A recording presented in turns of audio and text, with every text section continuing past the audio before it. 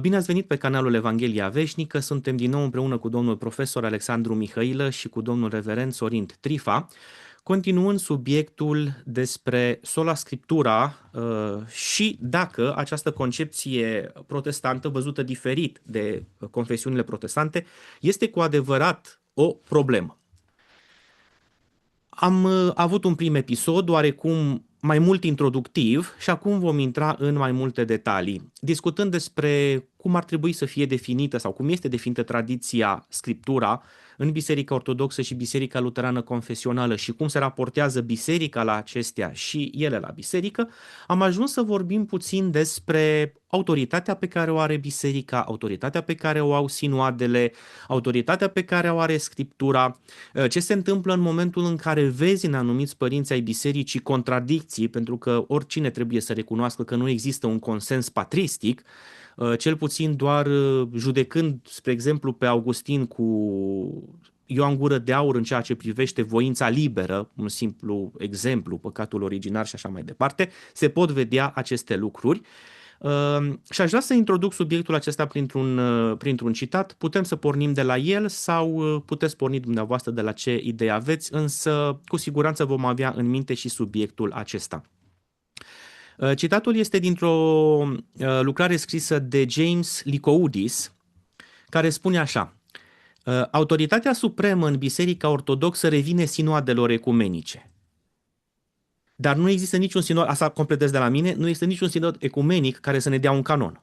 Deci Ortodoxia nu are un sinod ecumenic care a făcut un canon, o listă pentru textele biblice. O mică paranteză, nu e chiar așa. La un moment dat există invocarea sinodelor locale care au pus problema asta. Este sinodul de la Laodicea, care este citat în sinod ecumenic. Deci, indirect, există așa ceva. Așa, și pentru că l-a citat e ca și cu hotărârea sinodului atunci. Exact, dar este explicit spus. Primim hotărârile de la Laodicea. Am înțeles. De ce spun chestia asta? Profesorul John Bear, în mai multe prezentări pe care le are pe internet, face afirmația asta de mai multe ori, că nu există un sinod ortodox care să ne fi dat canonul. Stricto senso, da, dar prin citare, nu. Am înțeles. Atâta că recunosc pe de altă parte, acel sinod de la Laodicea nu rezolvă canonul. Cred că Este a fost și la corect. Adică Ierusalim în acolo. Da, pentru că detalii. sunt diferențe. Georgia are un canon, Rusia cred că are iarăși ceva diferit, dar e nesemnificativ, e vorba de una sau două cărți. Nu e ceva, nu e o problemă mare. Continui citatul, deci autoritatea supremă, hai să le reiau de la început fără să le mai întrerup, autoritatea supremă în Biserica Ortodoxă revine sinoadelor ecumenice, a căror caracter ecumenic, și acum atenție, trebuie recunoscut și atestat de conștiința întregii biserici. Cu alte cuvinte, criteriul decisiv al unui sinod ecumenic este recunoașterea hotărârilor sale de către întreaga biserică, care este prin urmare, de fapt, singura autoritate în ortodoxie. Deci, pornind de la acest citat, aș vrea să discutăm și oamenii să înțeleagă că nu este ușor să te raportezi la Scriptură, în mod special la acele lucruri pe care nu le înțelegi ușor din Scriptură. Nu e ușor să te raportezi la viața bisericii când diversi teologi scriu și înțeleg Scriptura diferit, când câteva sute se așează într-un context istoric, în cadrul unui sinod ecumenic și încearcă să decidă printr-un vot, până la urmă e un vot de pro și contra, pe o anumită direcție, și apoi cum se preiau aceste decizii sinodale de către fiecare învățător, teolog, chiar și de călugări, duși mai departe, și modul în care biserica întreagă se raportează la acest lucru. Vedeți că în ortodoxie este foarte complex. Nu e doar sinodul a decis. Trebuie să fie, cel puțin din perspectiva aceasta, conștiința întregii biserici atestă că este așa. În Biserica Luterană avem aceeași problemă, avem Scriptura, nu o înțelegem în toate lucrurile foarte, foarte ușor, ea trebuie explicată, trebuie înțeleasă. Ce folosim? Păi folosim părinții apostolici, folosim părinții bisericii, dar constatăm că ei sunt uneori în contradicție. În consecință, Scriptura are ultimul cuvânt în toată chestiunea aceasta și în felul acesta aș vrea să dezbatem subiectul acesta al uh, unde duce uh, Conceptul acesta de sola scriptura din punctul de vedere al ortodoxiei, dacă un om, fiecare om care se naște în lumea aceasta, atunci când e capabil să citească, să înțeleagă și are acces la informații și a făcut un bagaj bogat din istoria creștinismului, de literatură religioasă, de teologie și are și scriptura, cu ce ar greși el dacă s-ar baza doar pe scriptură în înțelegerea relației pe care trebuie să o aibă cu Dumnezeu? Adică dacă Scriptura ar fi ultima lui autoritate, mai presus de oricare alta, mai presus de părinți, mai presus de sinoade, mai presus de ceea ce îi spune episcopul sau un pastor astăzi. Unde vedeți, domnule Mihailă, problema în chestiunea asta? Răspund eu sau... Da, pe dumneavoastră vă întreb.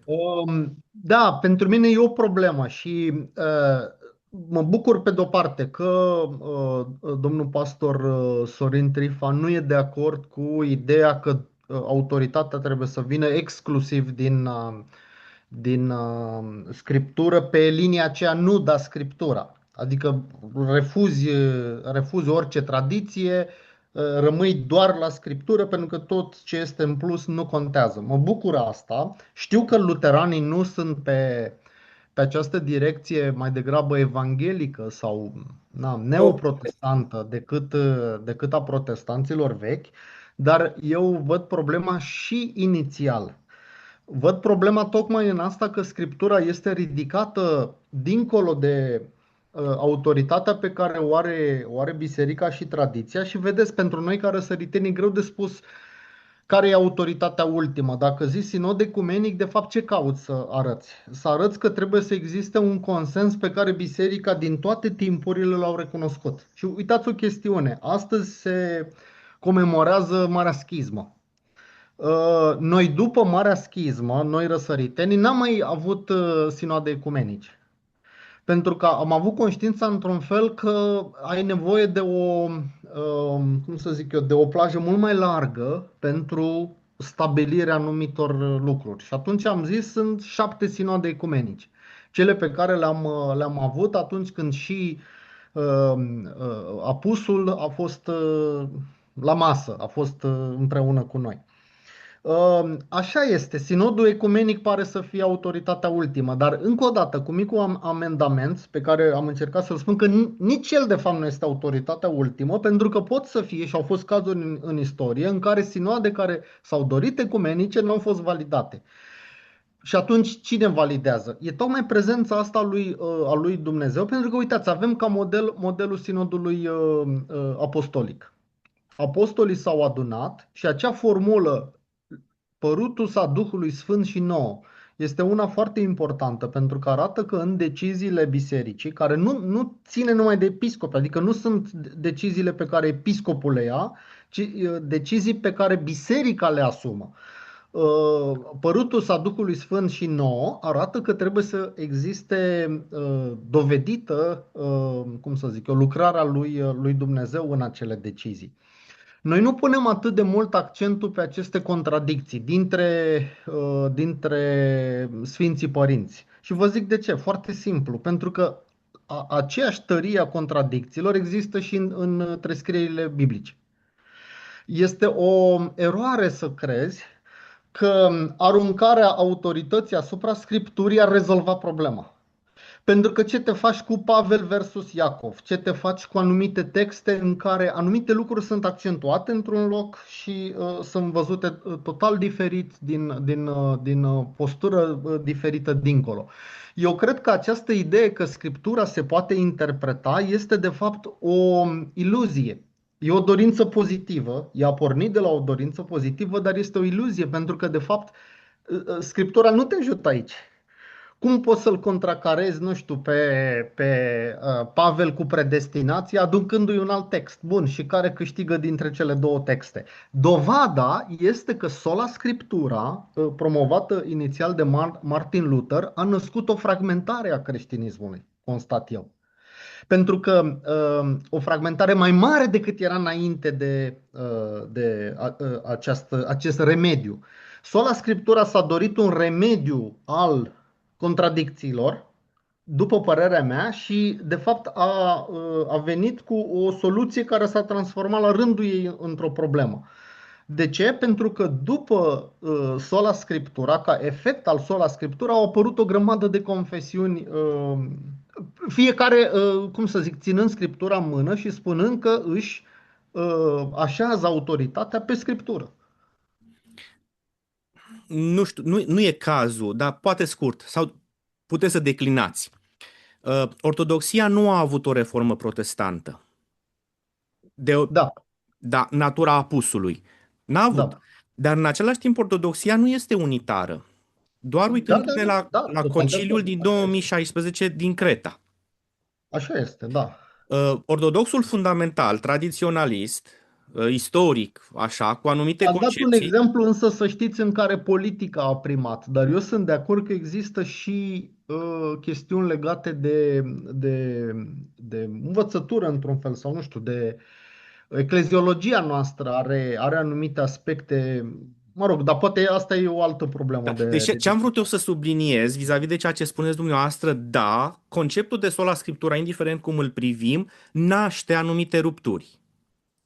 Dar și lipsa acestuia, chiar concepția ortodoxă clasică, normală, pe care noastră ați enunțat-o, și asta naște rupturi în momentul în care, spre exemplu, Patriarhia Română vede că este ok participarea la Creta, iar un ortodox fundamental, tradițional din România nu vede și numește tâlharul acesta tâlhar, sinod tâlhăresc. Pe de altă Da, dar vedeți, parte, noi am rămas în comuniune, cu mici excepții a nepomenitorilor. Eu, de exemplu, mă pot împărtăși în Rusia, un rus se poate împărtăși în Grecia și așa mai departe. Deci, nu sunt diferențele ok, la care mă referam eu. da, și atunci faptul că suntem în comuniune trece peste diferențe. Deci ideea că suntem în comuniune face posibilă trecerea peste diferențe. Da, noi spunem că la nivelul acesta doctrinar nu ne separăm atât de mult. Sunt mai degrabă chestiuni politice. V-am zis, eu Ah, cred ok. că și la nivelul anumitor nuanțe, inclusiv în doctrină, există diferențe, dar poate discutăm dacă vreți altă Dar dată. Cât atunci, de deosebit sunt ortodoxi la anumite aspecte. aș vrea dacă se poate, dar atunci nu e posibil ca și în lupta reformei a lui Luther să fi fost și chestiuni politice, nu doar teologice, și să Cu trebuiască să siguranță, ținem cont cu și de siguranță. ele?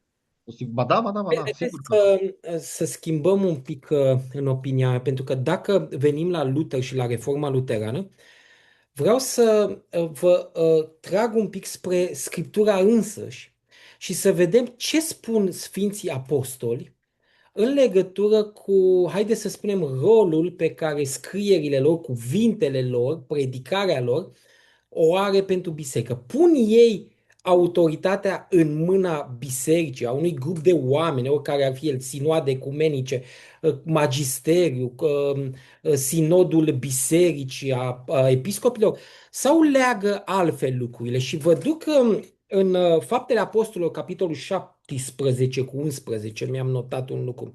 Acolo spune așa, minunat, acolo predică Sfântul Apostol Paul. Paul la Tesalonic predică, da?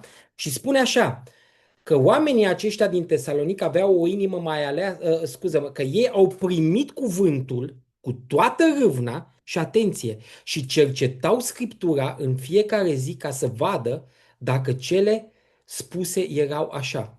Deci iată că oamenii aceștia apelează la Scriptură ca să judece până și cuvintele Sfântului Apostol Paul pe care nu le primesc orbește doar pentru că Paul este apostolul sau se declară pe sine apostolul bisericii, apostolul lui Hristos.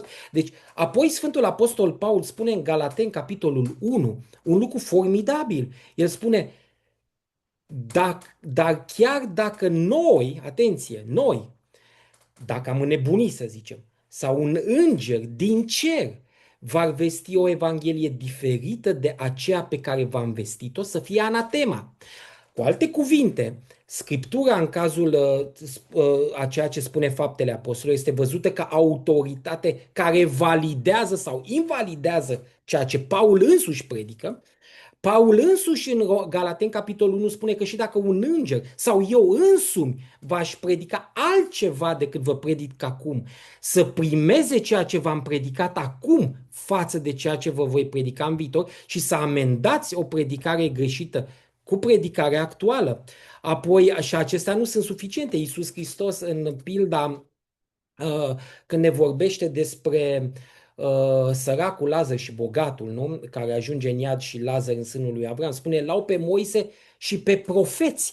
Nu spune, frații tăi să se ducă la biserică și să le spună biserica ce și cum. Le spune, îl lau pe Moise și pe profeți, adică Scriptura, bineînțeles, la momentul respectiv. Apoi ne aducem aminte, de exemplu, în Marcu, capitolul 7, Domnul Iisus Hristos îi ceartă pe farisei și spune, ați desfințat cuvântul lui Dumnezeu prin tradiția voastră. Cu alte cuvinte, Iisus Hristos însuși spune cuvântul mai presus de tradiție și pune cuvântul ca traducător, ca validator al tradiției. Apoi Matei 15 spune, de ce încălcați porunca lui Dumnezeu, adică cuvântul lui Dumnezeu, că acolo era porunca, da?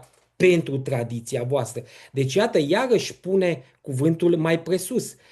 Apoi spune, nu o să mă duc la Vechiul Testament, nu mă interesează momentan ce spune Vechiul Testament, dar găsim și în Apocalipsa o poruncă care spune că dacă cineva va adăuga ceva, vor fi probleme. Și apoi Iisus Hristos afirmă în Ioan capitolul 10 că Scriptura nu poate fi desfințată. Paul spune din nou în 1 Corinteni capitolul 4 ca să învățați în noi să nu treceți peste ceea ce am scris. Deci iată că sunt destul de multe afirmații, inclusiv în Scriptură, prin care Domnul Iisus Hristos însuși și Sfinții Apostoli, în special Sfântul Apostol Paul, așează cuvântul mai presus de tradiție. Ei o fac, nu Luther. Luther doar a readus în actualitate această distinție între Scriptură și tradiție pe care însuși Hristos a făcut-o și însuși Sfinții Apostoli au făcut-o.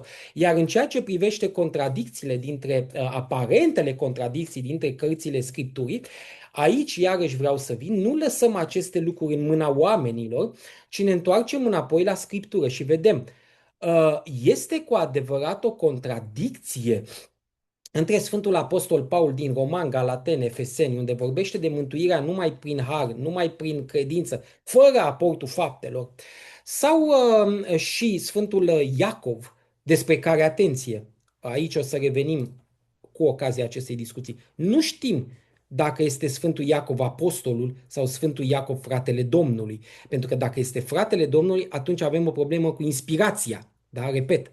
Dacă este Sfântul Apostol, atunci este inspirat. Dar, trecând peste oricare, dacă era sau nu era inspirat, noi, luteranii, nu credem că este o contradicție, ci credem că cei doi autori vorbesc despre perspective, de fapt despre subiecte diferite, care nu se contrazic. Sfântul Apostol Paul vorbește în mod teologic, predă o lecție de justificare, da? Și spune, justificarea este numai prin credință. Sfântul Iacov, oricare ar fi el, apostolul sau fratele Domnului, vine și spune așa, da, e adevărat, dar justificarea aceasta se vede la exterior prin fapte, ceea ce Luther acceptă, noi acceptăm. Problema noastră nu este existența sau inexistența faptelor bune. Și vă dau o definiție pe care mi-o asum a Bisericii Luterane. Biserica Luterană crede cu tărie că faptele sunt rodul absolut necesar al justificării. Acolo unde nu sunt fapte sau faptele lipsesc pentru perioade lungi de timp, punem sub semnul întrebării justificarea persoanei respective. Da? Dar ceea ce nu facem noi este să punem faptele ca merite pentru justificare. Iar Sfântul Iacov, repet, oricare ar fi el, nici nu prezintă faptele ca fiind meritorie în vederea justificării, pentru că el se adresează cu epistola lui unor creștini deja justificați. Și acestora le spune, fraților, nu vă culcați pe o ureche, crezând că justificarea voastră nu trebuie să producă roade. Ba trebuie să producă roade și dacă nu sunt roade, eu plantez un pom în grădină, da? Dacă pomul ăla timp de 10 ani nu face niciun rod, încep să mă îndoiesc asupra calității lui de pom. Chiar dacă cineva îmi spune, băi, ăsta e măr, mă, stai un pic, e un măr care nu face niciun măr. Adică hai să-l smul din pământ și fac altceva, îl bag la foc sau știu și eu. Ori aceasta e problema. Nu ești măr pentru că faci mere, da?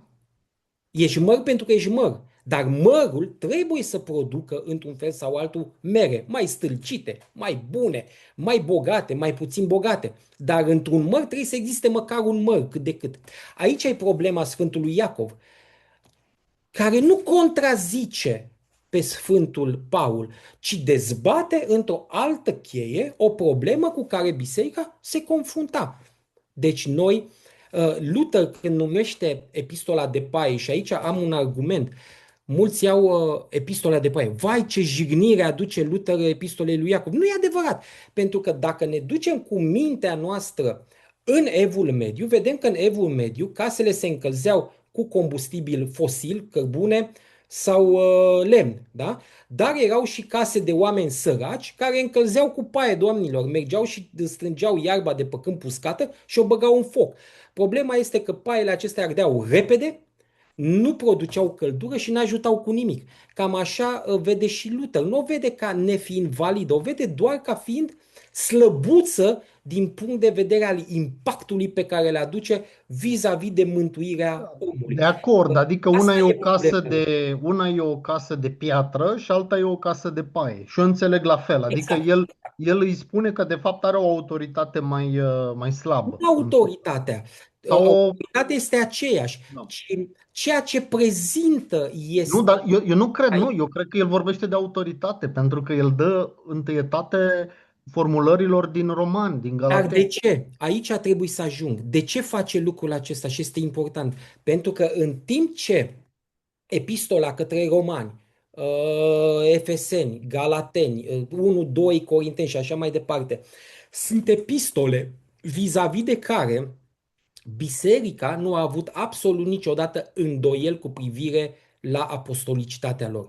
Din prima clipă și până în momentul de față, biserica a fost convinsă, nu vorbesc de critica liberală, da, din secolul XIX, care este absolut imbecilă, dar o spun și aici vă spun sincer că apreciez foarte mult o carte, tot ortodoxă, vă arăt chiar acum că simt nevoia să fac asta, această carte, cred că părintele Mihailă o știe, pe care vă o recomand să o parcurgeți toți telespectatorii, pentru că în primele pagini ni se face o frumoasă analiză a afirmațiilor liberale vis-a-vis de Scriptură și le desfințează într-un mod grandios. Aș vrea să țin un astfel de curs dacă vreodată aș ajunge să fiu prof. Deci, exceptând critica prostească introdusă de liberalism și revenind la originile istorice ale bisericii, în biserică, până vin acești năuci de liberal de la Tübingen, biserica nu pune la îndoială paternitatea paulină a acestor epistole. Însă, cu privire la epistola lui Iacov, știm bine că au existat suficient de multe confuzii și biserica nu a fost sigură că aceasta aparține apostolului Iacov. Și lucrul acesta se întâmplă inclusiv pe toată Dar perioada Evului iertați-mă Mediu. o mică, pentru că ați revenit la chestiunea asta. Dacă epistola, ați spus la un moment dat, dacă epistola ar fi fost scrisă de fratele Domnului, nu ar fi inspirată? Ar putea să nu fie inspirată dintr-un motiv important. Repet ceea ce am spus în episodul trecut.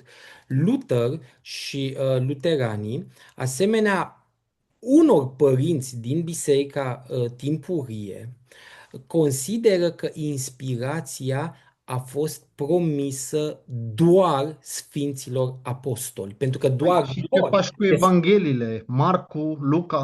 Foarte bună întrebare. Asemenea, bisericii primare, Luther consideră că Evanghelia lui Luca și a lui Marcu sunt scrise de către Marcu și Luca sub atenta coordonare a Sfinților Paul, respectiv Petru.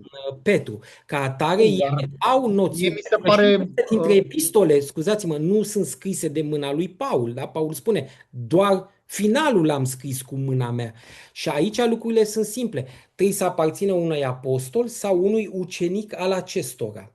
Nu știm și atunci, la fel și epistola către evrei. Dacă este scrisă de către Sfântul Apostol Paul, nicio problemă. Dar sunt îndoieli. Dar dacă e scrisă sau epistola sau Apocalipsa lui Ioan, e scrisă de Ioan sau e scrisă de altcineva? Dacă e scrisă de altcineva, atenție! Fiți atenți ce spun. Eu nu spun că dacă e scrisă de fratele Domnului, nu este obligatoriu, nu este inspirat, ci că ar putea există să. posibilitatea să nu fie inspirată. Da? Da. Aș vrea să intervin aici, poate vă ajută chestiunea aceasta. Cum vedeți, autorul epistolei lui Iacov este Iacov, cel care conducea biserica la Ierusalim? Care este fratele Domnului? Nu știm, să zicem că nu știm, dar momentan dacă sunt unul și Păi, aceeași știu persoană că sau nu. el. Nu, diferența este, era Sfântul Apostol Iacov, cel care merge împreună cu Petru și Andrei pe muntele Tabor la schimbarea la față, de exemplu. Sau e Da? fratele Domnului. Nu, asta am înțeles. Este fratele Domnului. Dar în Care chestiunea asta era episcopul Ierusalimului. Da, dar acum eu intervin cu ceva. Epistola. Considerați că este scrisă de cel care conducea biserica de la Ierusalim sau nu? Păi asta vă răspund, că nu știu. Deci, Habar n-am, de aceea sunt într-o dilemă. Bun, deci noastră spuneți că nu. Domnul La Nicolae- noi nu există chestiunea asta și vă spun de ce. Vedeți, autoritatea canonică a fost dată cărții în sine. Nu contează dacă este scris de... Ok, am înțeles. Dar de ce pun întrebarea aceasta? La Pentru Vechiul Testament s-ar deschide, vă dați seama, o cutie a Pandorei legată de paternitatea literară a cărților. Da. Subiectul acesta nu poate fi finalizat. Adică noi nu avem nicio dovadă într-o direcție sau în cealaltă, În ne acest bazăm pe moment. niște scrieri și alegem. Da. Cum vreau să ajut cu chestia asta? Lăsând deoparte epistola lui Iacov, strict bazându-ne pe reacția lui Pavel, a lui Petru în Antiohia, când vin cei de la Iacov, fratele Domnului. Deja vezi că conducătorul bisericii de la Ierusalim, împreună cu toți prezbiterii de la Ierusalim, toți, cei mai mulți, duc într-o direcție, iar Pavel duce în alta. Și aici vin cu un exemplu. Fapte 15 este unul și apoi fapte 20-21, când Pavel se duce la Ierusalim, se duce la Iacov, vin prezbiterii acolo și aceștia îi zic: vezi, frate, câte mii de iudei au crezut și toți sunt plini de râvnă pentru lege? Asta arată că orientarea... Epistola către Galateni, unde Pavel menționează episodul discrepanței. Da, deci apare o discrepanță clară între Pavel, care predica neamurilor și ridica biserici în teritoriul neamurilor, și modul în care vedea biserica de la Ierusalim Evanghelia. În anul 57, circa, ei încă aduceau jertfe. Dar vreau să mai vă aduc un amendament aici, nu pentru a vă corecta, ci pentru a completa anumite lucruri, pentru că eu cred că este necesar. Atenție! Nu vedem doar faptul că apostolul Paul, Sfântul Apostol Paul, își permite să meargă și să-l contrazică pe Iacov, care era episcopul bisericii de la Ierusalim, ci îl mustră și pe Petru că s-a luat după aceea. Ce ne arată nouă episodul acesta? Ce ne spune mai mult decât citim dacă mergem dincolo de imagine? Păi eu aș zice că Evanghelia este cea care trebuie să judece între reacția lui Petru și reacția lui Pavel. Mulțumesc foarte mult. Arată că mai presus de autoritatea episcopului de la Ierusalim, care era Iacov, fratele Domnului, stă altceva la care Paul apelează și îl mustră pe acesta vis-a-vis de faptele lui și îl mustră inclusiv pe Sfântul Apostol Petru, care știm că era cumva un soi de lider al apostolilor. Ne place, nu era papă, da, nu era papă, noi nu credem asta și bănuiesc că și profesorul Mirele, era un lider al apostolului. Și iată că Sfântul Apostol Paul își permite să mustre autoritatea supremă a bisericii din Ierusalim și să-i spună tu greșești și slăbănogul spiritual de Petru, care e liderul apostolului și care scrie epistole și pe care noi le considerăm inspirate, e la fel de bleg și merge după voi. Cum? Cum are Sfântul Apostol Paul să facă așa ceva și biserica să nu reacționeze împotriva lui? Pentru că biserica, Paul se ridică cu Evanghelia, cu adevărul pe care... Da, dar nu cu cartea. Nu cu cartea, că la vremea aceea nu era. Ați spus mai devreme, ați dat niște citate începând cu Fapte 17, în care ați încercat să spuneți cuvântul lui Dumnezeu versus tradiție. Nu, Evanghelia, nu. Da. Da. Eu am dubii că în Scriptură, în Noul Testament, să zicem, găsim niște texte realmente care să susțină sola Scriptura.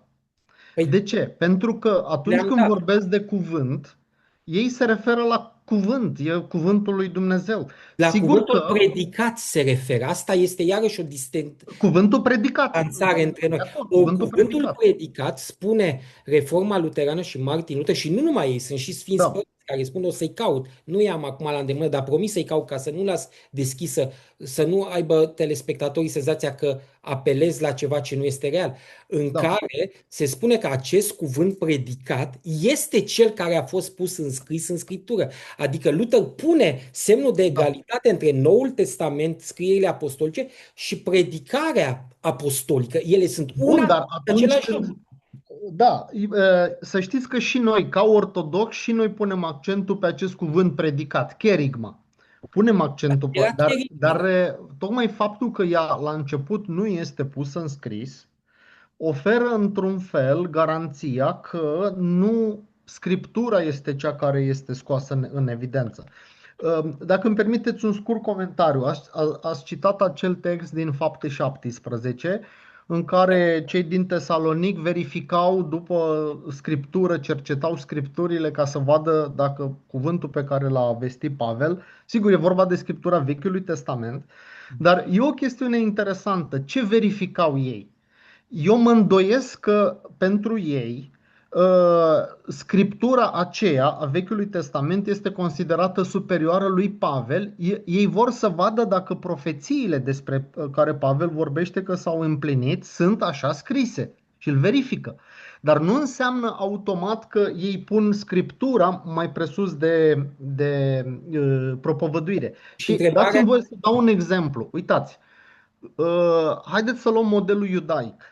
În iudaism, Scriptura este, cum să zic, la un moment dat există chiar texte care spun că Dumnezeu a creat lumea având Scriptura în mână. Scriptura este extrem de iubită, este extrem de importantă. Și cu toate astea, ei nu au avut o înțelegere de tipul sola Scriptura decât mai târziu, în caraism. Dar în iudaismul din acea perioadă exista ideea că este Tora dată oral și Tora care este pusă în scris. Adică există un soi de egalitate, dacă vreți, între Tora care este predicată sau este transmisă, tradiție, dacă vreți, și Tora care este fixată în scris.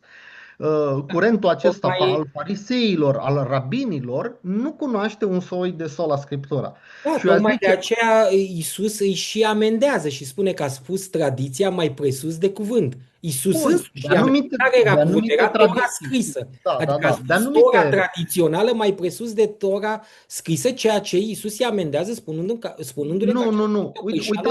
Uitați cum interpretez eu. Știu, ăsta este un text care e de multe ori oferit ca argument că este mai presus, pentru că spune cuvântul lui Dumnezeu. Și noi trebuie să dovedim întâi că se referă strict la cuvântul scris și nu la cuvântul, și spune tradițiile voastre.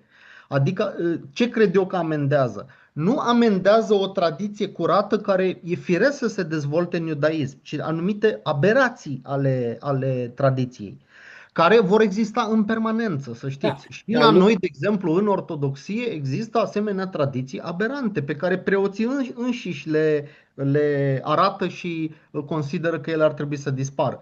Dar una sunt aceste tradiții aberante și alta, dacă vreți, ceea ce înțelegem noi prin tradiție și care reprezintă, cum să spun, contextul în care Scriptura există. da. Acest Ce- context este firesc Ceea într-un ce fel, n-ai vreau cum să eu vezi altfel. să scot în evidență nu este neapărat, cel puțin în acest moment al discuției noastre, nu este neapărat că vreau să pun în conflict cuvântul, să zicem, Scriptura cu tradiția, pentru că, atenție, eu cred că aici avem o mare problemă.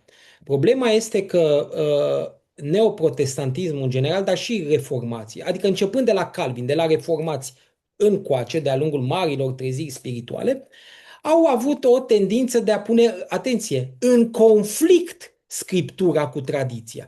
Iar eu cred că aceasta este o naivitate pe care n-ar trebui să o încurajăm.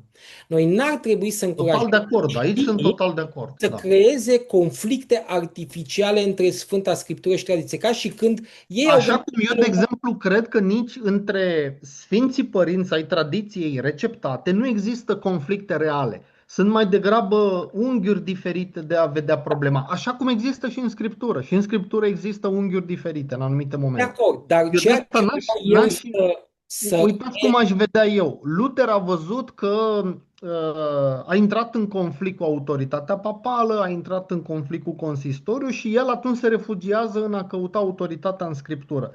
Părerea mea, eu cred că ar fi trebuit să rămână la a spune autoritatea o are Dumnezeu în biserică, fără să spună trebuie să găsim totul în Scriptură, pentru că nu găsești totul în Scriptură, tocmai de asta este. acord că nu găsim totul în Scriptură.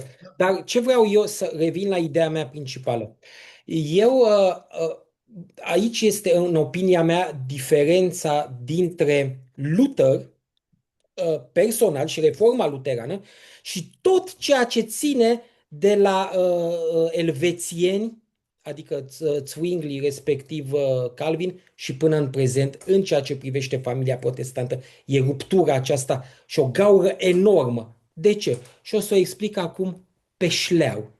Pentru că Luther, atunci când a afirmat sola scriptura, el a vrut să o afirme în sensul în care între tradiție și cuvânt poate să existe pace, împăcare, doar dacă cuvântul validează tradiția. Dar scopul lui Luther a fost acela de a păstra în biserică o tradiție care să corespunde Evangheliei, nu să o înlăture. Și o să vă explic mai multe.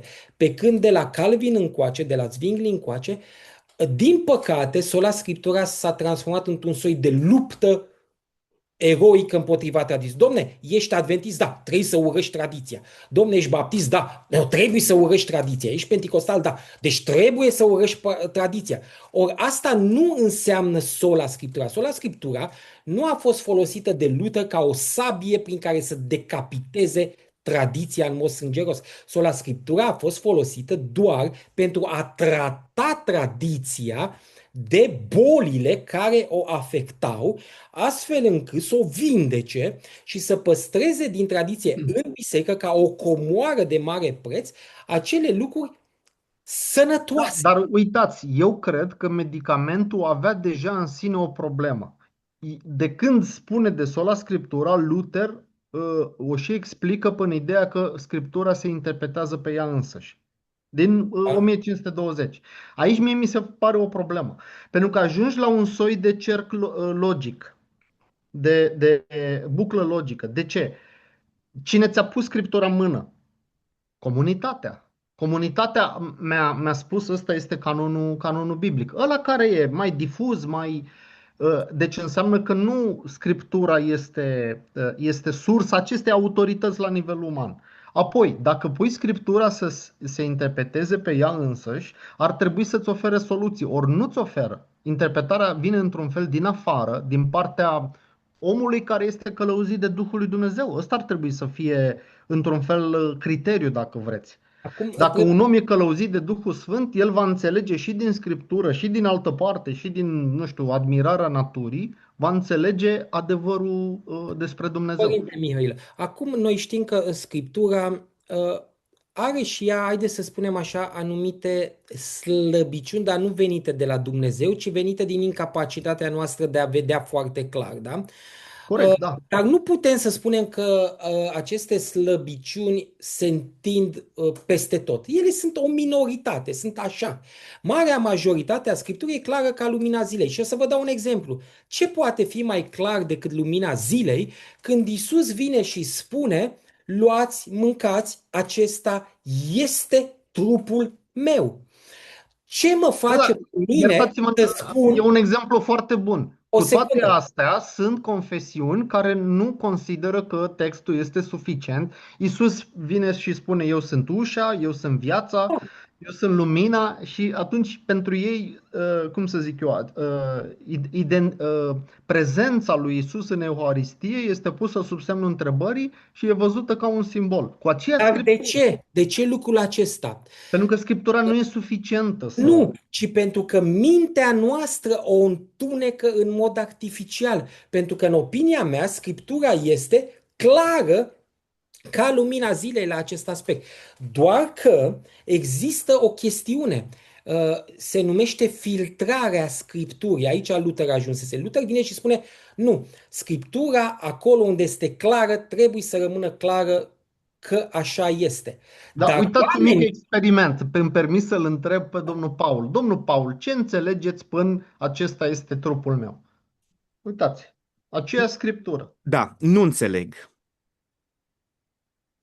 Nu înțeleg. Deci, care e De ce, poziția mea domnul ca Paul? să mă înțelegeți? Deci, eu citesc Scriptura și încerc să o citesc singur, fără influențe. Desigur, citesc cât pot de mult de peste tot, dar nu cu rol de a mă influența. Eu citesc Scriptura, mă apropii. Acesta este trupul meu. Este? Este. Ce bun, înseamnă asta? Numai puțin. Ce înseamnă asta? Nu știu să explic mai departe ce înseamnă asta. Și mă mulțumesc, opresc aici. este exact Ajungem luteran. ca în Este cazul foarte luteran ce a eunucului, spus. auziți, ajungem ca în cazul eunucului care citește din Isaia, din Marele Isaia, inspiratul de Dumnezeu Isaia, și spune: nu înțeleg, dacă nu mă Da. călăuzește cineva. Corect, corect, da. Acum, De, cine dar, călăuzește? Un alt pasaj biblic? Un da, alt pentru pasaj că biblic sau asta a Duhul lui făcut. Dumnezeu din comunitate? Zic eu. Asta a făcut Filip. I-a explicat Scriptura fir de apă. Și iată și Isus, că nu e cazul cu Filip nu este unicat, este unul. Mai este al doilea, când Isus se întâlnește cu cei doi ucenici în drumul spre Emaus, nu? Da. Și Isus le vorbește și ăștia se uită săraci ca în poartă, nu înțeleg nimic. Dar Da. Isus ce face? Le explică apoi fir de apăr cu privire la el Scriptura, dar nu le explică apelând la lucruri extra, ci apelând la realitatea cuvântului lui Dumnezeu. Aici este problema mea. Mie mi se pare Scriptura e ca un tablou care are nevoie de o interpretare. El este frumos, te cucerește, te înalță, dar ai nevoie și de un Da, dar ghid. reala Ghidul interpretare ăsta nu cred că este, nu știu, ceva tot în text. este un verset în Scriptură pe care eu personal nu l-am amintit, dar dacă mi-amintesc foarte bine, cred că a fost amintit, anume cel din 2 Timotei, capitolul 3, îl știm bine, unde spune că din copilărie cunosc Scripturile. Dar aici mai este altceva, în afară de faptul că cunoști Scripturile. Spune așa, că toată Scriptura este insuflată de Dumnezeu și este de folos spre învățătură, spre mustrare, spre îndreptare, spre educare, pentru ca omul lui Dumnezeu să fie, atenție, desăvârșit, bine pregătit pentru orice lucrare bună. Cu alte cuvinte, Sfântul Apostol Paul, care îi scrie ucenicului său iubit Timotei, îi spune că în această scriptură, în acest cuvânt al lui Dumnezeu, care am putea să interpretăm în mod aparent corect, ar fi vorba despre exclusiv despre Vechiul Testament, dar eu vă mai spun ceva, eu cred că era vorba Se poate deja extinde. Se poate și de extinde. Noul Testament, Da, adică da, da, de de această acord, de acord. predicare orală, această cherigma pe care apostolii o predicau și cu care Timotei este la curent. Deci tot acest glob este suficient ca să facă din Timotei un om capabil să se numească un creștin ok. Deci, iată că Timotei nu are nevoie de nu are nevoie de filozofia stoică, de epicurianism, de cutare, de ce mai exista în vremea aceea, pe care, apropo, eu personal le consider ok. Da, consider foarte ok ca să citesc Nu, dar are stoicismul, nevoie de Pavel, care este interpretul sau cum să dar zic, nu-i vine și nevoie de spune că un... ai nevoie de mine să-ți o interpretezi. Nu spune lucrul acesta, scuzați-mă. Apropo, E adevărat, da, e adevărat. aș vrea să introduc ceva în discuție, poate nu pentru toată discuția. Eu până acum nu am întâlnit, dintre toți credincioșii din diversele confesiuni cu care am stat de vorbă, niciun credincios și nicio confesiune care să nu adauge ceva la Scriptură. Pe toate Firesc, subiectele, zic eu, e firesc, pentru că, uitați, eu nu cred că aici ne deosebim destul de mult. Dincolo de chestiunea asta cu sola Scriptura asupra căreia discutăm. Eu nu cred că inspirația trebuie îngrădită doar la Scriptură, pentru că dacă faci asta, înseamnă că biserica funcționează fără să fie inspirată. Înseamnă că nu există om inspirat ca apostolii, nu mai există și nu o să mai existe niciodată. A ei nu.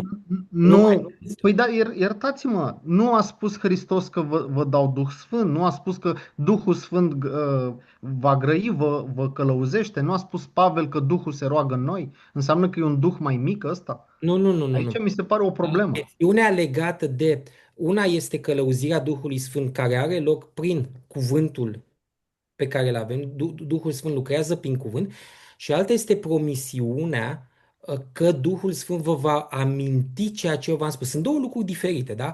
Dar de ce le credeți diferite? Pentru că așa le prezintă Scriptura. Nu, eu zic că Duhul, lucrarea Duhului are multe harisme. O harismă poate să fie scrierea Scripturii. e Dar adevărat, la un moment dat care este un rezuma la autor apostol.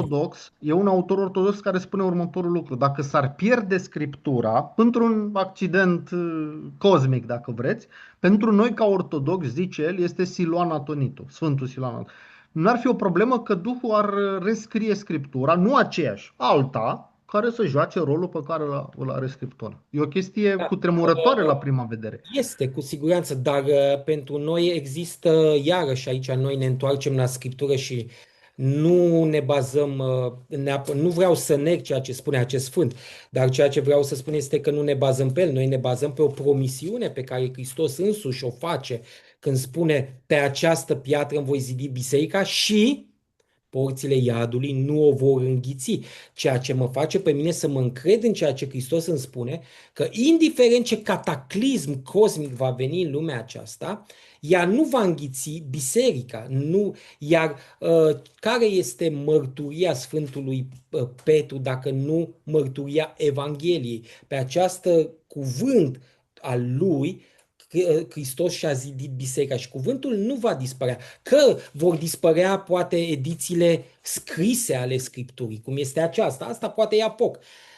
Dar cuvântul lui Dumnezeu spune că este acum mai nou prin studiu și prin iubirea noastră în inimile noastre. Uitați, eu Eu de nu am exemplu aici sunt... capacitatea aceasta, numai un pic.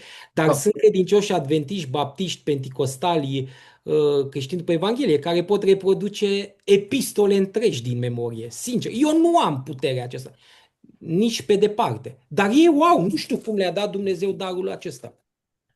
Uitați, eu cred că un punct comun, corectați-mă dacă greșesc, între noi ar fi această idee că, într-adevăr, cherigma apostolică este cum să zic, o sursă de autoritate la nivel uman pe care Dumnezeu o dă bisericii. Și asta este măsura în care Duhul lui Dumnezeu lucrează în biserică. Eu aici sunt total de Da, acord. pentru Mă că bucură noi foarte vedem mult. cherigma aceasta ca sinonimă cu cuvântul lui Dumnezeu. Iar noi o vedem ca Noul o Testament. chestiune care include cuvântul lui Dumnezeu scris, dar nu e numai asta. Ea de fapt este un fluviu care, cum să zic, inundă și ține biserica. Cherigma, da, aici respectiv. pot să fiu de acord cu dumneavoastră, dar, repet, eu citesc mult ortodoxie de limba engleză, vin cu o întrebare. E corectă afirmația profesorului John Bear? Evanghelia a fost predicată încă de la bun început după Scriptură? Nu cred asta. Adică nu știu la ce se referă. La ce anume se referă.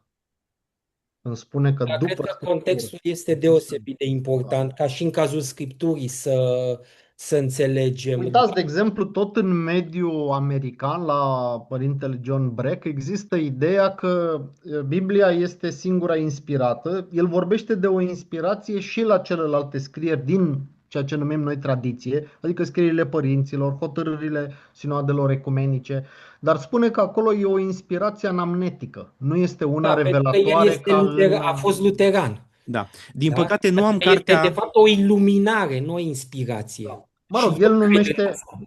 Cred că ori suntem eu iluminați. personal, eu merg dincolo de aceste, pe linia lui Matsukas, de exemplu, sau a lui Irineu Popovici, nu fac nicio distinție între inspirația Scripturii și inspirația părinților, pentru că nu trebuie să fie vreo distinție. Dacă facem vreo distinție, este ca și cum, uitați, eu cred că asta e mai degrabă o părere veche iudaică, că ei spun așa, Duhul Sfânt a insuflat până la moartea ultimului profet, până la Maleahi.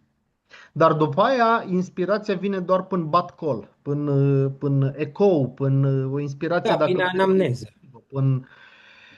E problematic pentru că Mântuitorul să asumăm această idee, pentru că Mântuitorul ne spune, le dă Duhul apostolilor, le dă Duhul Sfânt apostolilor, Duhul Sfânt se coboară la cinzecime și întemeiază biserica, deci biserica se bazează pe o prezență a Duhului.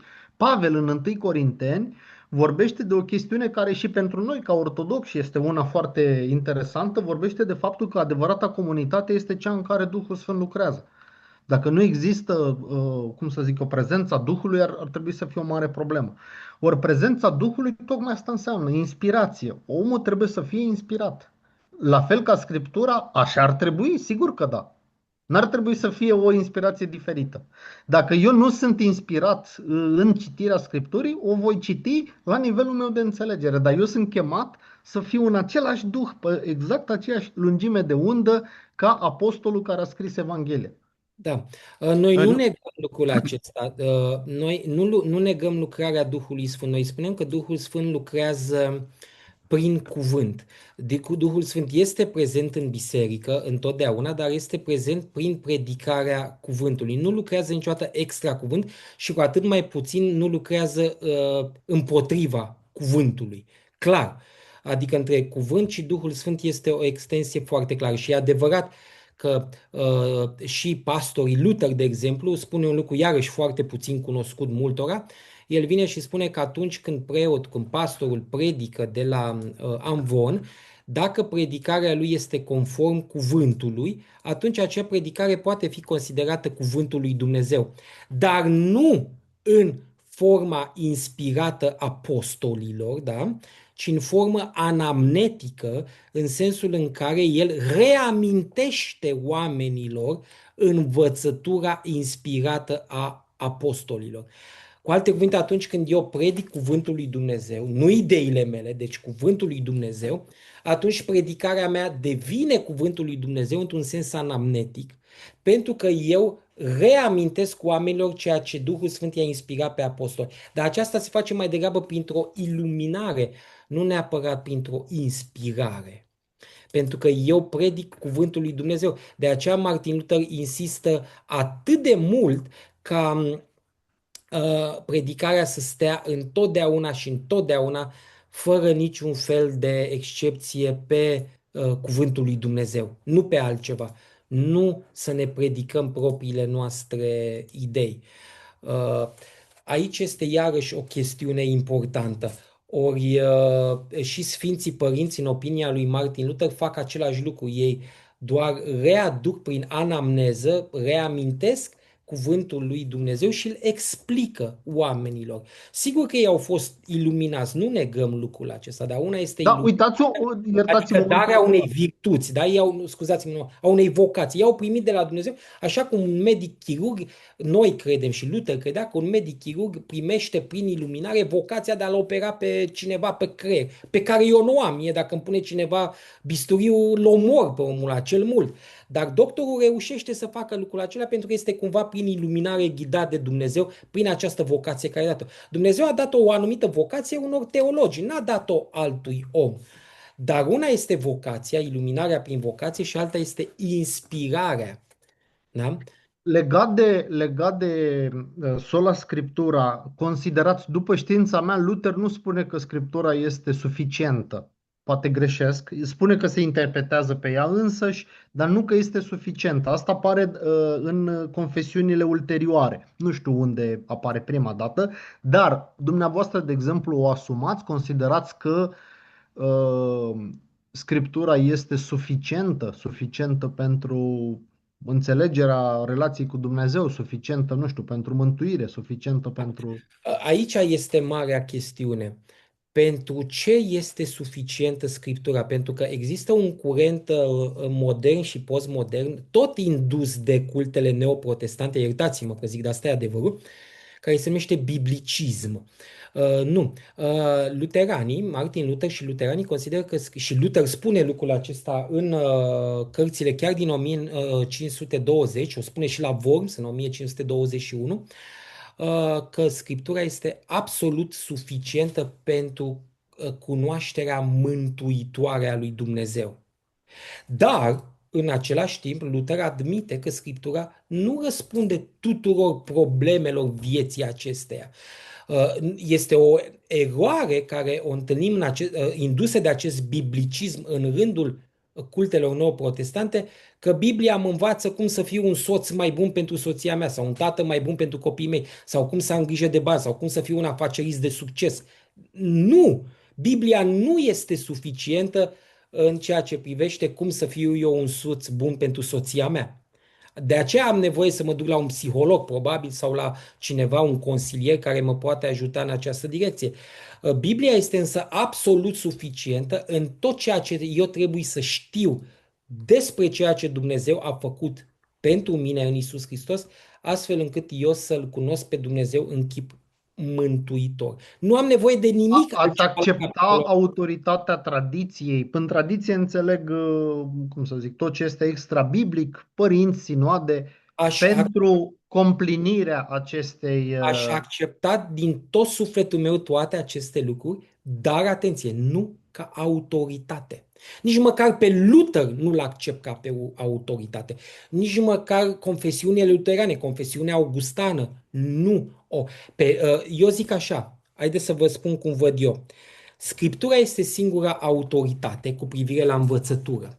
Luther, confesiunile luterane, Sfinții Părinți, sunt mărturisitorii acestei autorități. Ei Da, nu iertați-mă sunt mărturisitori ai cuvântului, nu o cuvânt. mică, o mică întrebare. Îl puneți pe Luther pe același plan cu Sfinții Părinți? La ce vă referiți? Ioan Dacă Gură de Aur, Atanasie, sinoadele ecumenice, primele 7. categoric, da. Sau Nu mi-e frică să spun asta, da. Da. Adică nu fac din Luther o literă de lege. Atenție, eu îl iubesc pe Luther personal și deși vă mărturisesc o slăbiciune, nu sunt cel mai atașat de Luther. Pentru că eu sunt un tip mai sistematizat, îmi place să studiez sistematic, sunt mai în direcția asta dogmatico-sistematică. Iar Luther n-a fost deloc sistematic, a fost în multe privințe, pentru că el a scris mai mult polemic, a fost destul de, nu știu cum să vă spun, nesistematic. nesistematic, da? Ori eu, fiind de factură mai sistematic, mai academic, să zic așa, îl citesc de multe ori cu greutate. Dar îl iubesc mai degrabă pe Chemnitz, pe Gerhard, care sunt foarte sistematici. Punct ochit, punct lovit, capitolul 1, capitolul 2, știți schema aceasta sistema. Și pe aceștia îi iubesc din tot sufletul meu. Dar nu pentru că sunt sistematici, ci pentru că ei consider că ei reflectă, adică mărturisesc în chip corect învățătura apostolică. Pe Luther îl consider extrem de valoros și îl pun în prim plan în studiile mele, pentru că eu consider că Luther reflectă corect, bine, articulat, sănătos învățătura apostolică. În aceeași măsură La în care sinoadele ecumenice unde v-ați opri sau nu v-ați opri? la sinoadele ecumenice luăm în mare parte tot ce ține de de formulele lor, de exemplu de la sinodul Nicea și Calcedon. Acceptăm din tot sufletul nostru crezul acela și îl rostim în biserica noastră dacă veniți non-stop, sigur. Constantinopol, adică primele două. Dar primele Calcedonul, și Calcedonul. Cred că de la Calcedonul Cigi încolo e blocajul un pic mai mare, nu? Calcedonul e, de fapt, ultimul sinod, al șaptelea este. 7, Și pentru că da. noi acceptăm și ideea de... Maxim monotelismul, Da, suntem de acord adică cu maxim împotriva monotelismului, vreau să spun. Da. Suntem antimonoteiști, vorbim de două energii, de două, cum se numesc astea, voințe și așa mai departe. Adică da, singurul loc în care noi ne blocăm este sinodul de la Nicea 2, sinodul iconoclast, unde nici măcar acolo nu ne blocăm Iconodul, total. adică împotriva iconoclasmului. Scuzați-mă, Da, împotriva, da. sinodul privitor la icoane. Nici aici nu ne lovim total, adică ci cădem într-o situație aici la ultimul sinod, avem o problemă în momentul în care biserica vine și impune că trebuie adorate icoanele ca să fii un creștin adevărat. Aici avem o problemă. Noi nu ne dorim să le alungăm, Doamne ferește, dar nu simțim că este sănătos să fim obligați să le aducem adorare. Aici e o problemă. Dacă sinodul s-ar fi oprit să spună, Domne, este sănătos să avem icoane în biserică, nu trebuie să le aruncăm la gunoi, nu trebuie să le ardem, nu trebuie să fim iconoclaști, probabil că l-am fi acceptat în și acest sinod. Dar pentru că sinodul trece o linie roșie și cere ca adevăratul creștin să aducă adorare icoanelor, aici ne împotmolim. Venerare, adorare. Venerare. Noi facem distinția între. Da, cum vreți să spuneți, noi nu Adică facem. ar fi, cred că am mai vorbit la un moment dat despre asta, să fim mai apropiați de teologia carolingienilor, Da, cu icoana ca model, ca icoana rol didactic sau. predicatorii, spunem noi, predicatorul mut, numim icoana. Icoana predică fără voce, fără glas. Predică doar prin ceea ce vezi. Da, vedeți, automat considerați atunci că biserica cea una, la un moment dat s-a început să se pervertească, nu? Și această perioadă a fost... Da. Da, credem că a existat un moment în istoria aceasta a Evului Mediu timpuriu sau mă rog, a Antichității târzii, cum vreți să o numiți, în care cumva biserica a început să fie abuzată și în ea să se introducă învățături care nu mai erau în acord cu Sfânta Scriptură. Asta valabil și în răsărit și în apus. Categoric, da. Deși Reforma luterană se ridică împotriva apusului și aici știm bine că chiar vorbeam cu un părinte foarte drag mie, părinte ortodox, și chiar discutam la un moment dat că ar fi fost foarte interesant dacă așa printr-un scenariu SF am putea să ne imaginăm care ar fi fost cursul evenimentelor dacă patriarhul de la Constantinopol, căruia Melanchthon și Luther îi trimit traducerea grecească a Confesiunea Augustana, convinși că acesta ar putea rezona cu ei, chiar ar fi rezonat și nu ar fi respins, nu ar fi disprețuit-o, ci ar fi acceptat-o și ar fi da, suntem de acord, suntem pe aceeași lungime. Care ar fi fost oare cursul evenimentelor? Pentru că a existat, din punct de vedere istoric, trebuie să mărturisim asta, un moment aparte în istoria reformei luterane în care Luther a crezut cu tărie că poate să-i facă pe greci, așa îi numea el, adică pe creștinii răsăriteni, aliați ai lui împotriva Romei. Dar iată că nu s-a întâmplat. Și din câte știu eu, din păcate, aș tinde să cred că nu mai avem acces la întreaga traducere grecească, așa cum a făcut-o Melanchthon atunci. Ar fi fost interesant să vedem cum arăta textul acela și cum ar fi fost să ne imaginăm dacă totuși patriarhul, nu mai țin minte cum se numea, ar fi acceptat acel text, ar fi zis ok, suntem de acord, hai să facem alianța aceasta. Cum ar fi fost dacă reforma pătrundea la sud și răsărit de Carpați, mai departe de Transilvania? Nu știu. Avem peste o oră. E nevoie de partea a treia sau o lungim pe aceasta până o terminăm? Eu pot să o mai lungesc până o terminăm, dar din păcate doar jumătate de oră de acum Atunci înainte. nu ne ajută. Înregistrăm altă dată? O a treia parte? Poate să treacă câteva zile în care mai sedimentați idei? Da, părerea mea este următoarea, nu știu dacă părintele Mihailă este de acord. Eu aș tinde să cred că ceea ce a fost de spus s-a cam spus și că acum doar polemizăm pe Eu diverse cred, da. detalii, adică Da, și eu cred. deja oamenii au auzit ce au de Eu auzit. v-am zis ce Mergem la cred alt eu. subiect. ambele direcții pun accentul pe cherigma apostolică, pun accentul pe apostoli. Unde cred că ne diferențiem este odată în ideea aceasta de inspirație, dar recunosc că și în tabăra ortodoxă sunt voci care au și alte păreri. Adică, de exemplu, e posibil să fie ortodoxi care să spună inspirația este doar la scriptură, în Asta afara vă voi scripturii. aduce eu, promis să caut lucrurile astea și Nu, vă dar și eu știu, afirmația lui. părintele Vasile Mihoc și așa mai departe. Sigur că le știu, dar aici mie mi se pare puțin problematic, dar asta, dacă vreți, este o discuție internă a noastră.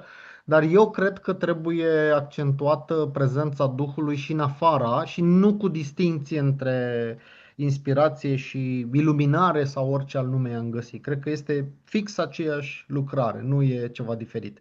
Unde ne diferențiem, probabil în identificarea asta, în a pune semnul egal între cherigmă și scriptură, noi spunem cherigma e mai amplă. Da. Ar Cred că fi, aici e o da, distinție. ar fi interesant dacă oprim, în opinia mea, subiectul aici, pentru că vă spun, de acum intrăm în niște detalii care ar putea să-i obosească pe oameni, pentru că sunt deja ultra tehnici, exact cum a spus, sunt între noi teologii, iar mamaie nu știe toate detaliile astea și cred că nici măcar nu o interesează dacă le-ar ști. Realitatea, vă spun acum și fac o mărturisire care este și înregistrată, cu siguranță există o discrepanță radicală între tot ceea ce vorbim noi teologic acum și ceea ce oamenii de rând cred. Sunt ferm convins că și pe luteranii din țara aceasta și nu numai din țara aceasta, dacă îi supui unui examen teologic luteran, mulți or să-l pice cu brio. Adică nu, pentru că oamenii de rând nu au dorințe în direcția aceasta. Ei se mulțumesc că au cuvântul, găsesc acolo ce le vorbește Dumnezeu, că este X carte Da, există un soi de deuterocanon. ghettoizare confesională și asta Da. e Și noi valabil. cumva am riscat să-i epuizăm întind în atâtea detalii și atâtea detalii tehnice. De aceea poate ar fi bine să începem să ne orientăm spre altă temă, poate spre viața liturgică, spre lucrurile acestea care iarăși și aici ne vom lovi de multe lucruri, pentru că mie îmi place foarte mult, vă spun sincer, să o iau practic. Haideți să vă spun un lucru, Părinte Mihailă, și lui Paul. Există de asemenea o discrepanță între ceea ce manualele noastre afirmă, oricare ar fi ele de teologie, și ceea ce noi trăim la exterior. Pentru că opinia mea este că distinția dintre scriptură și tradiție, dacă chiar vrem să o facem, trebuie să o facem în viața exterioară, în viața liturgică. Pentru că acolo ne punem întrebări. Domne, biserica face așa, scrie în scriptură sau nu scrie în scriptură? De ce face biserica așa? Care e chestiunea? Pentru că altfel, dacă stăm să discutăm pe litere, cuvinte și așa mai departe, vă mai spun un lucru, iarăși, poate mă deschid prea mult. Noi mărturisim chestiuni legate de împotriva monotelismului, monoenergismului, energismului, dar eu personal cred că biserica a avut un zel în care a intrat mult, mult, mult prea adânc. Și zelul acesta al ei a făcut la un moment dat să se despartă anumite lucruri care nu s-ar fi Măi, oameni buni, trebuie să ajungem să facem concilii, să discutăm ce culoare aveau ochii lui Isus sau știu și eu cât de lung avea părul sau barba. Haide să ne oprim undeva. Adică acum, pe bune, care-i treaba dacă avea Isus o voință sau două sau o energie sau două? Trebuie să ne rupem noi creștini între noi, că unii credem că a avut una sau unii. Bă, bune, ok, înțeleg că Trinitatea e Trinitate, jos pălăria, Conciliul de la Nicea să rămână ferm. Consider că și cristologia de la Calcedonie e fermă, clar. Dar să intrăm atât de fir de păr, cât de mari erau sânii Acum, Mariei, ce iertați-mă, lapte avea. e adevărat, înțeleg ideea, dar eu cred pe de altă parte că în momentul în care te scufunzi în istoria respectivei epoci, îți dai seama că sunt mult mai multe elemente în joc, sunt mult mai multe nuanțe. Și ceea ce nouă poate ni se pare că este o discuție pur filozofică, mă tem că la ei era perceput ca o chestiune așa de viață și de moarte. Adică un om era gata să își lase mâna tăiată, limba tăiată pentru poate niște cuvinte la prima Da, vedere. eu Dar înțeleg asta. e adevărat, dar e adevărat chestiunea asta. Egoii ăștia. Dar Da. problema mea este până unde trebuie să mergem în a crea schizme? Care este limita pe care o avem? Să zicem, băi, ok, asta chiar nu contează. Chiar nu contează. Și la noi, să știți că s-a încercat în luteranism diverse lucruri în care oamenii au zis, domne, dacă nu faci așa, dacă nu îți faci semnul crucii de la stânga la dreapta sau de la dreapta la stânga. Bun, ce legătură are? Trebuie să rupem biserica pentru asta. Important e să ne o facem, dar dacă nu vrei să ți-o faci, nici măcar nu ți-o fă. Adică până unde trebuie să ajung să sap astfel încât să înalț acest zid de despărțire între mine și ceilalți creștini. Aș vrea să ne apropiem de încheiere. E o chestiune care am ridicat-o mai înainte și nu s-a concretizat răspunsul la ea. Aș vrea să mă întorc la ea și poate încă unul, două întrebări cu răspunsuri scurte ca să putem finaliza. Mă întorc la ce vă întrebam, domnule Mihailă, vis-a-vis de acel citat pe care îl spusesem din John Bear. Din păcate nu am cartea la mine, însă am citatul notat. În principiu, asta e declarația din context, unde e și altceva, îmi notez și contextul. Vă citesc încă o dată, adăugând un pasaj în plus care apare un pic mai devreme.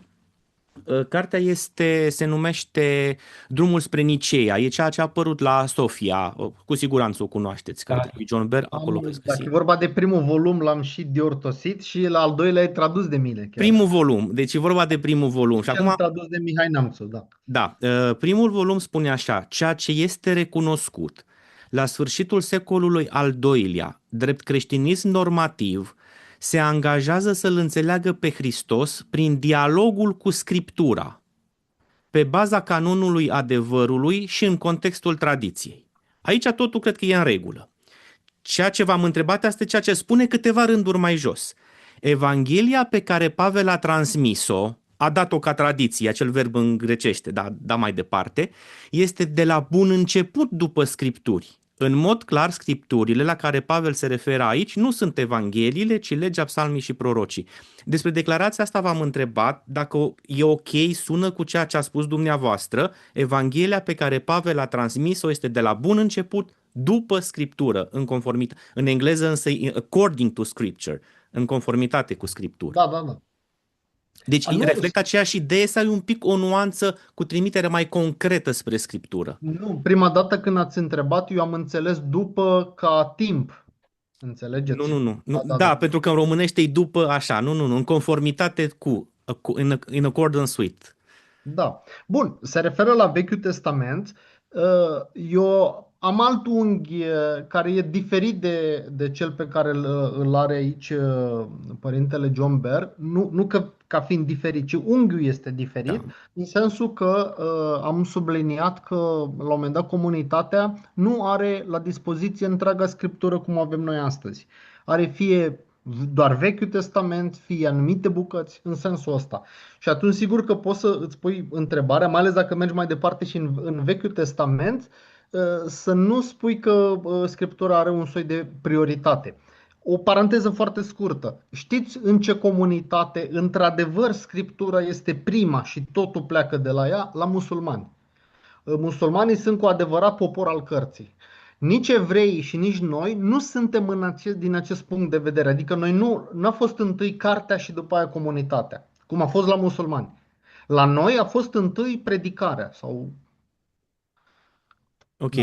Și un alt citat, tot din profesorul John Bear, de data aceasta dintr-un seminar, dintr-o predică pe care a ținut-o într-o biserică. El spune așa: din punctul de vedere al vestirii Evangheliei, nu există vreo perioadă anterioară în care să nu se facă referire la Scriptură. Scripturile sunt date de la început. It's a given, spune el în limba engleză. Bănuiesc că se referă la fel la Vechiul Testament. Aveți o, cum să zic, Dar imaginați-vă, dacă noi credem că apostolii au început propovăduirea cu Biblia așa cum o avem noi astăzi, e greșit. Noul Testament e în formare. La asta mă refer. Nu, când el spune Scriptură, se referă strict la Vechiul Testament. Conceptul de Scriptură. Da. Deci când John Bear spune Scriptură în lucrările lui și în predii, se referă la Vechiul Testament. Acum, cert, nu umbla nimeni cu Vechiul Testament în mână, că nu exista. Da. Dar ideea în sine e corectă. Apostolii, când au predicat Evanghelia, au făcut referire la Vechiul Testament. E corectă ideea aceasta? Sigur. Dar încă o dată, dacă vreți să vedeți în ce măsură ei pun accentul pe Scriptură ca ceva deasupra comunității, țineți cont de ce se întâmplă în iudaism. În iudaism, un tip de protestantism apare abia mai târziu, la caraism. Dar la ei, la iudei, Tora și Bealpe e la fel cu Tora și Bihtav, adică Tora orală cu Tora scrisă. Da, dar Ei nu se sunt văd diferite ca împreună. esențe, nu predică lucruri diferite. Și Exact, același da, da, lucru. da, exact, Ce exact. vreau eu să fac un amendament mic și nu știu dacă sunteți de acord cu ceea ce o să spun acum, este o chestiune care ține un pic de limbaj, pentru că un anumit limbaj ar putea să delimiteze înțelegeri diferite, cum cred că a fost și în cazul monotelismului și a multor altor lucruri. Au intervenit foarte mult chestiuni legate de limbaj, mai degrabă decât neapărat. Adică au fost oameni care susțineau de fapt același lucru, dar se exprimau altfel și atunci au fost izolați, considerați, să zicem, eretici.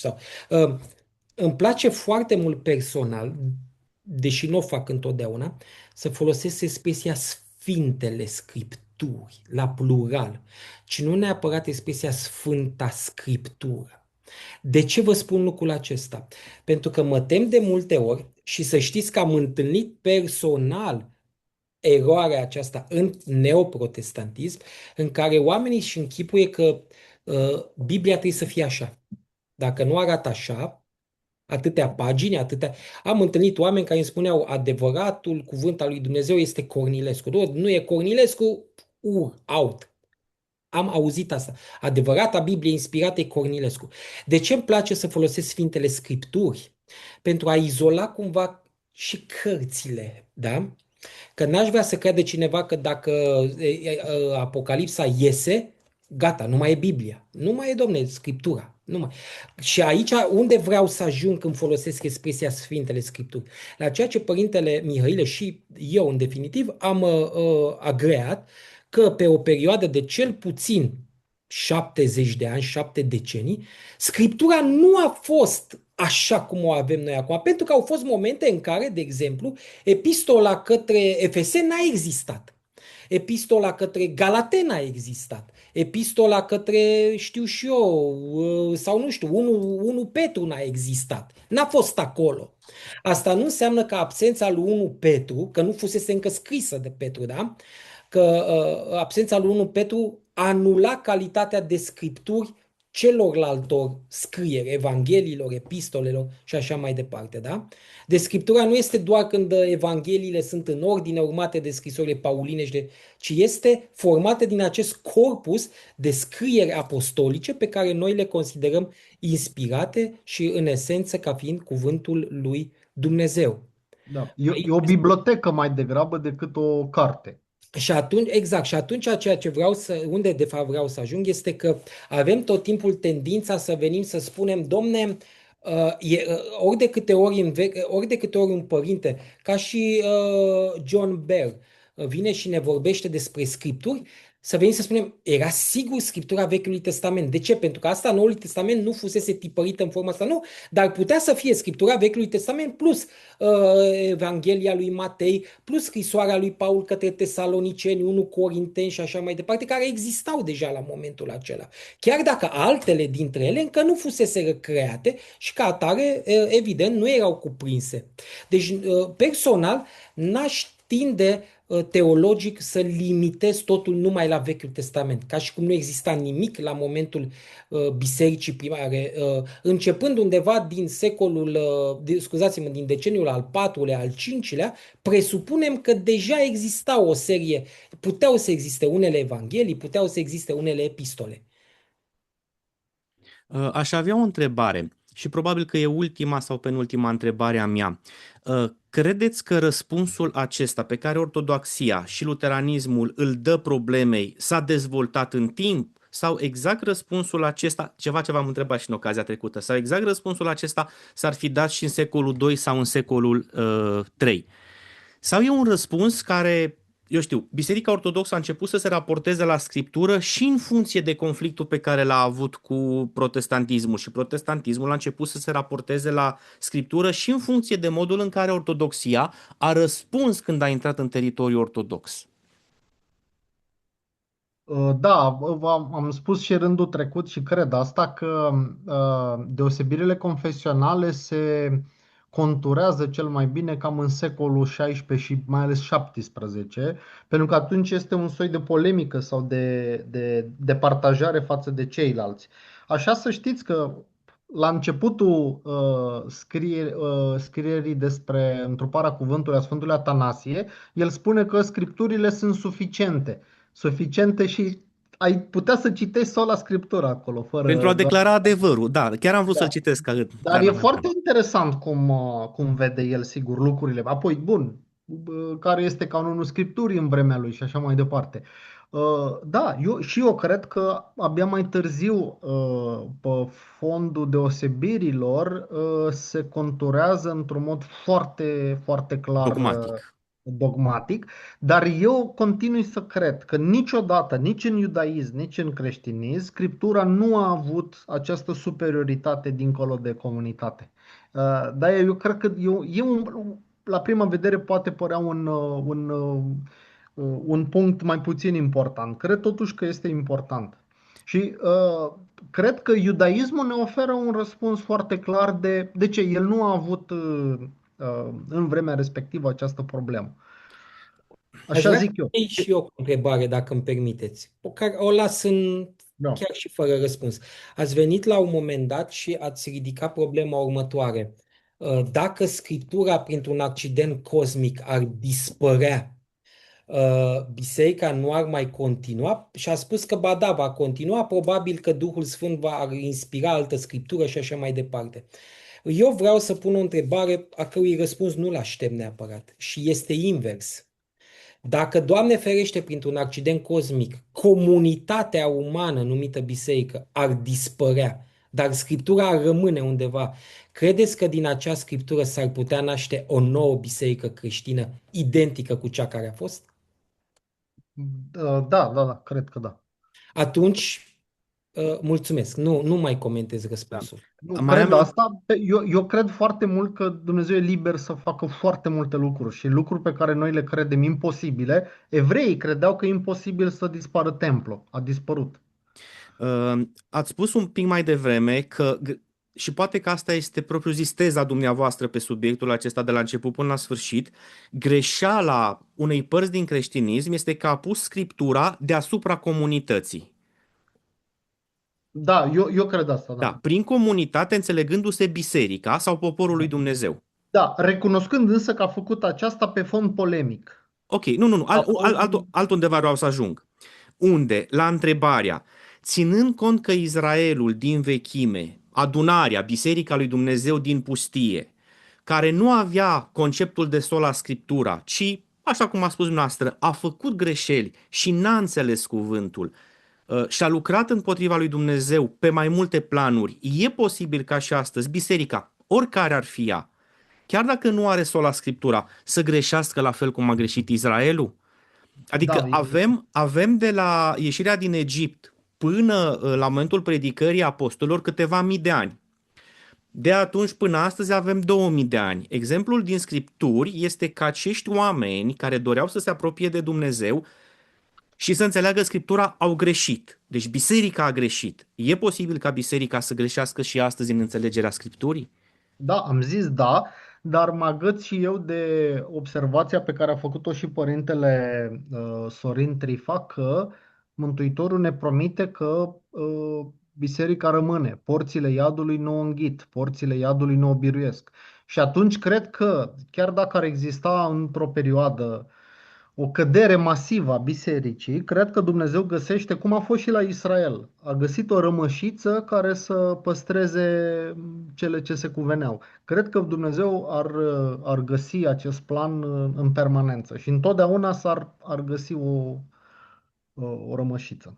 Și aici se impune acea discuție cu dumneavoastră în care să discutăm despre acea, să spunem, latură poate mai mică a ortodoxiei, care vede o apostazie mare în cei care s-au dus la Creta și așa mai departe. Poate că ar merita o discuție pe subiectul acesta, a spus dumneavoastră mai devreme.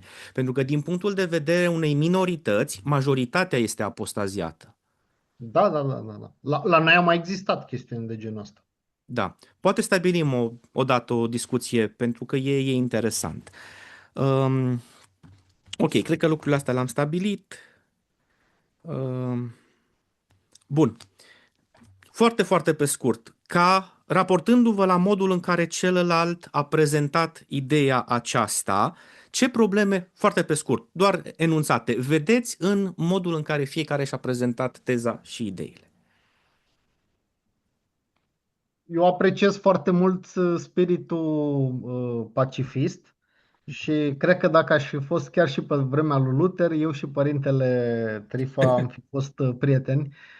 Și cred, eu însumi, mie nu-mi place polemica absolut deloc, stilul polemic și mai ales, cum să zic, pericolul ca la un moment dat să îți pui părerea într-un mod antagonic. Asta nu cred că funcționează.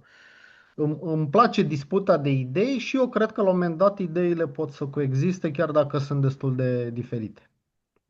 Și eu personal sunt înclinat și îmi găsesc întotdeauna plăcerea în a discuta teologie, chiar și teologie în cadrul căreia nu suntem de acord. Îmi doresc însă foarte mult ca să fac lucrul acesta și aici se întâmplă în discuția noastră, să discut cu oameni care au capacitatea să își exprime în mod coerent și articulat ideile, fără să ajungem să scoatem săbile unii la alții, pentru că opinia mea este că până la sfârșitul veacurilor, până când Hristos va veni, nici luteranii nu îi vor cuceri pe ortodoxi și nici ortodoxi pe luterani și ne place sau nu, va trebui să trăim pe acest pământ unii lângă alții, casă lângă casă, va trebui să ne dezăpezim împreună drumul, să ne aducem unul altuia apă și până la urmă utilitatea acestor discuții, în opinia mea, nu este aceea de a stabili un câștigător, așa cum se întâmplă în alte întâlniri televizate sau pe internet între denominații în care cineva vrea să câștige. Scopul întâlnirilor noastre, cel puțin asta îl visez eu, este să-i facem pe oameni din jurul nostru conștienți de ceea ce crede fiecare și să nu mai credem niciodată că ortodoxul nu are argumente sau luteranul nu are argumente, că asta tot timpul am auzit. Ortodoxul nu are argumente biblice. Ba da, ortodoxul are argumente biblice, luteranul are argumente biblice. Sigur, cât discutăm noi vis-a-vis de aceste argumente este altceva, dar depășim anumite infantilități și naivități în rândul multor oameni, fie ortodoxi, fie pocăiți, fie luterani, care cred că celălalt este un prost, iertați-mi exprimarea. Nu e adevărat. Iată că putem să avem discuții extrem de bine articulate teologic, cu dovezi, cu care suntem sau nu suntem de acord, asta este altceva, dar fiecare dintre noi are capacitatea să își susțină ideile în mod academic, bine determinat, cu trimiteri la Biblie și așa mai departe, ceea ce mă bucură. Și deși sunt împotriva oricărei forme de ecumenism din acest punct de vedere, adică cred că una este ecumenismul și alta este cunoașterea și respectul reciproc, pe care cred că ni-l datorăm, nu doar ca oameni, și în calitate de creștini ni-l datorăm. Pentru că, până la urmă, creștinismul, să știți, că are și dușmani din afara lui, în care, mai ales în momentul de față, în care, iată, progresismul, viziunea aceasta anticreștină, anti-Dumnezeu cucerește Europa, iar noi ne scoatem ochii crezându-ne că suntem dușmanii unul altuia.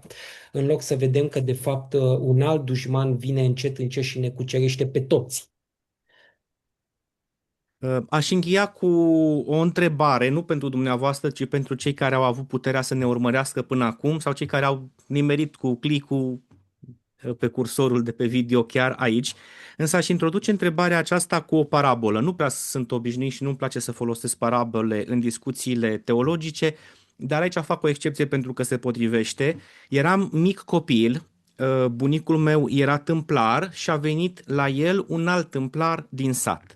Bunicul fusese rugat să facă o fereastră cu toc, geamuri, tot ce ține de chestia asta din tâmplărie din lemn. Și făcuse tocul, un pătrat perfect. Și la pătratul acesta a scris pe o latură sus și pe latura opusă a scris jos. Pentru că așa și-a propus el să stea tocul pe care să fie puse apoi geamurile și așa mai departe. Când a intrat în atelierul lui acest tâmplar din sat, a luat tocul și l-a făcut prost. Și zis, tu nu vezi că ai scris rău? Trebuie să o pui invers. Ăsta e sus și ăsta e jos. Și a întors tocul. Repet, era un pătrat perfect. Nu conta cum îl pui. Și au început să se certe. Cu cuvinte destul de urâte. La un moment dat a intervenit tatăl meu, care s-a dus la ei și le-a luat tocul în mână și a zis, uitați-vă la el. Indiferent cum îl țineți, ăsta e bun. Că e așa, că e așa, că e așa. În 4 poziții puteți să-l puneți. Într-un fel s-au lămurit. Și acum vine întrebarea pentru cei care ne-au urmărit. Cine este acea entitate, să-i zic, care atunci când se uită la noi, când ne uităm la Scriptură, eu am acum una catolică aici, când ne uităm la Scriptură și fiecare o vede în toate pozițiile, care este acea entitate, vreau să vă întreb și pe dumneavoastră, care să ne spună exact cum stau lucrurile și nu poate greși. E Scriptura, e tradiția, e biserica sau e Dumnezeu sau altceva? O să înțelege. N.T. Wright are o carte despre autoritate și el spune chiar și atunci când vorbim de autorități, autoritatea Scripturii, autoritatea bisericii, trebuie întâi de toate să vedem autoritatea pe care o dă Dumnezeu. Deci e destul de clar. Noi ne certăm ne certăm în ghilimele, la nivelul recunoașterii autorității aici, adică de unde să plecăm, care este ierarhia, care este Da, întâietatea. da, da. Domnule Trifa, la fel vedeți lucrurile, tot Dumnezeu este. Eu le văd mult mai nuanțate pentru că eu personal consider că Dumnezeu ni se face revelat și interacționează cu noi prin cuvântul lui. Dumnezeu, eu ca luteran cred cu tărie că Dumnezeu nu lucrează în afara cuvântului cu mine. Din acest motiv, cred că cuvântul este cel care ne arată și frumos spune și psalmistul, cuvântul tău este o lampă pentru picioarele mele. Și atunci eu pun totul în dreptul cuvântului. Cred că cuvântul face comunitatea, pentru că comunitatea se naște acolo unde oamenii se adună în jurul cuvântului. Da, da, asta e clar. Nu, dar vis-a-vis de întrebare, care este autoritatea supremă sau nu neapărat autoritatea, Asta entitatea supremă care ne poate ajuta să înțelegem cum trebuie să ținem Scriptura? Cuvântul este cel care ne oferă. Ok, deci răspunsul ăsta este că Scriptura este cea care ne spune în ce poziție trebuie să o așezăm. Da, cuvântul lui Dumnezeu este cea care ne spune cum trebuie să așezăm cuvântul lui Dumnezeu. Ok, acum am înțeles o problemă de fond în dialogul acesta pe care l-am avut și îl vom avea în diferite contexte. În viziunea ortodoxă, trag eu o concluzie, apropierea de Scriptură este făcută prin biserica în care Dumnezeu se manifestă prin Duhul Sfânt, prin inspirație și pe care nu o poate conduce într-o direcție greșită. Scriptura este așadar văzută într-un cadru al bisericii care e călăuzită de Dumnezeu. În viziunea luteran-confesională, cuvântul, Scriptura, este cea care explică ceea ce trebuie să înțelegem noi nu doar despre Dumnezeu, ci însăși despre cartea ei. E o concluzie clară care să vă reprezinte? În dreptul meu, eu zic că da. Domnule Trifa? Uh, Adică, ținând cont că nu vorbesc ca un luteran, am exprimat cât de cât bine ideea pe care ați vrut să o sugerați? da, eu nu țin neapărat ca cineva să fie luteran ca să se exprime coerent în ceea ce privește anumite lucruri. Da. În ce privește luter, adică e greu, ați văzut și în ocazia trecută, e greu pentru cineva care nu trăiește într-o biserică, cu o anumită formulare, cu cuvinte, cu idei, să exprime exact aceleași lucruri. Când am zis chip și asemănare, domnul Mihailă m-a corectat. Când a început să mă corecteze, s-a aprins beculețul, știam diferența. Dar când am scris-o, n-am văzut-o. Tocmai de aceea v-am spus și repet, există o prăpastie oarecum între noi care discutăm aici și oamenii de rând. Oamenii de rând nu au atâtea cunoștințe cât le avem noi. Și oamenii de rând nici măcar n-au nevoie să le explicăm atâta teologie. De aceea, pentru mine este mult mai interesant să ne aplicăm asupra unor lucruri, de exemplu, cu sola Scriptura și așa mai departe, în ceea ce privește viața practică a oamenilor și mai puțin teoriile pe care le emitem aici. Pentru că pe omul de rând asta îl impactează. El vine și spune, ok, spune-mi, te rog, cu ce mă ajută pe mine asta în viața mea de agricultor? Dau exemplu. Care e relevanța lui sola scriptura, a tradiției, a părinților bisericii în munca mea de zi cu zi, în familia mea, în copiii mei? Nu să ne așezăm la masă să deschidem 100 de cărți de teologie și să dezbatem. Spune-mi așa mie, fir de apă, am 8 clase, atât, 8 clase am terminat. Nu știu mai departe de 8 clase.